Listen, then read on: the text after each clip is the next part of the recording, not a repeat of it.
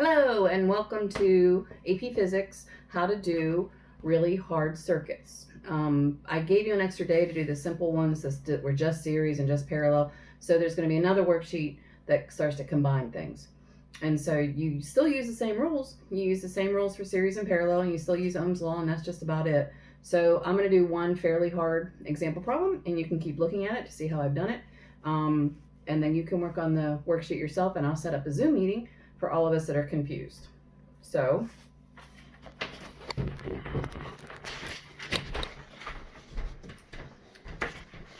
this is the complex circuit that I'm setting up. So we have a 12 volt battery here, and that's going into a branch or parallel section of the circuit. And then these two are considered in series because they're one right after the other, but then they are in parallel with this, and then down here to another resistor that's in series. And the question, they could ask you to find the current and the voltage in each one of these, but I'm just going to be very specific and ask you just for the current in this 2 ohm resistor, which you can't figure out all at one time. So what we do is we start putting the resistors together and making the overall complex circuit more and more simple. So that's what I'm going to do here. I'm going to take usually I just write the words in, but I'm going to make this top part into one resistor. And I'm going to color code it so I don't forget that it's not really just one resistor. But the rule for resistors in series is you just add them. So the 2 ohm and the 3 ohm will act just like one big 5 ohm resistor. And then I'm going to draw the rest of the circuit as is and then try to make it more and more simplified. So there's still this 4 ohm down here, and then there's still the 5 ohm down here. So that made it slightly less difficult, but still kind of weird. So these two are in parallel, and I'm going to put them together and say there is one big resistor or one different resistor that will represent both of those. So I follow the rules for resistors in parallel, which is a reciprocal function. So I take 5 and reciprocate it, and I add 4 and reciprocate it, and then I reciprocate my answer. And these two resistors will act like a 2.2 ohm resistor. So I'm going to redraw the circuit again. Here's my 12 volts battery going up. And now I just have one good old 2.2, can you see that?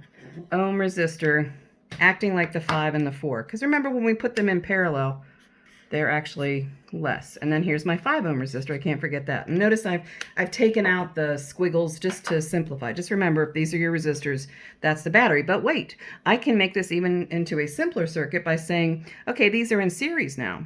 So I've got my 12 volt. Just to make everybody happy, I'll draw my battery again. And now I have 2.2 plus 5. Better draw the resistor if you do the battery. I know. There is going to be my 7.2 ohm resistor. That's what the 2.2 and the 5 will act like. And then this is like the simplest circuit of all. Back to the battery. Okay, so now that I've done that, now that I have got this down to the simplest circuit, so what this says is these 4 resistors, the way that they're arranged like this, will behave like a 7.2 ohm resistor. That's what they'll behave like. So now what I do is I start with my simple circuit and I work my way back trying to find the current in that original 2 ohm resistor. And this is where I use Ohm's law and the rules. So this is the equivalent voltage for this circuit, and this is the equivalent resistance. So I know from Ohm's law, which says V is equal to I times R, that the current in this circuit, because that's the only thing I don't know, I know the voltage, I know the resistance, the current is going to be equal to the voltage divided by the resistance. So I take 12 and I divide it by my 7.2 and I get 1.7. So 1.7 amps. And then I have to remember, but wait, this is not just one big resistor. It's actually, go to the next part, it's like 2 resistors in series. Well, the rule says that in a series circuit, current is constant. So that means that if it's through this 7.2 resistor, it's 1.7, then it's 1.7 through the 2.2, and 1.7 from the 5 ohm. So through this part up here, still 1.7 amps. But voltage drops. Voltage drops across a series circuit, so I want to know it's not going to be 12 volts going through here. It's going to be something different. How do I figure that out? Back to Ohm's law. The voltage going through there is going to be equal to the current going through there through the resistance, purple resistor, whatever you want to call it. So this is going to be the 1.7 amps multiplied by 2.2 ohms. Calculator. 3.7. And I'm playing fast and loose with significant digits, but it is what it is.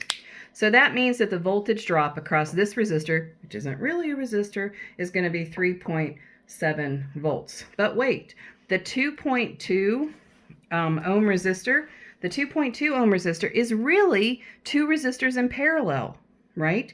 Two resistors in parallel. And if they're in parallel, the rules for parallel say that the voltage is the same. So that means through this section, you're going to have a voltage of what I got down here, 3.7 volts.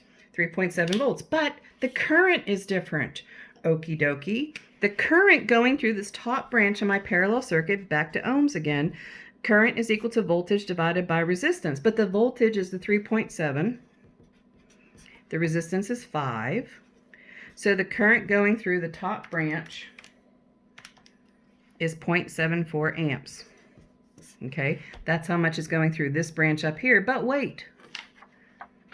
That branch up there is not a 5 ohm resistor. It's a 2 and a 3. But once again, they're in series. So guess what? The same 0.74 amps I got over here, that's the same 0.74 amps that's up here. 0.74 is going through there. Amps is the same in series. Right, because amps is the same in series. So if I wanted to, I could figure out the voltage going through there back to using Ohm's law. 0.74 times 2 is probably 1.48 volts. There's all kind of stuff you can do.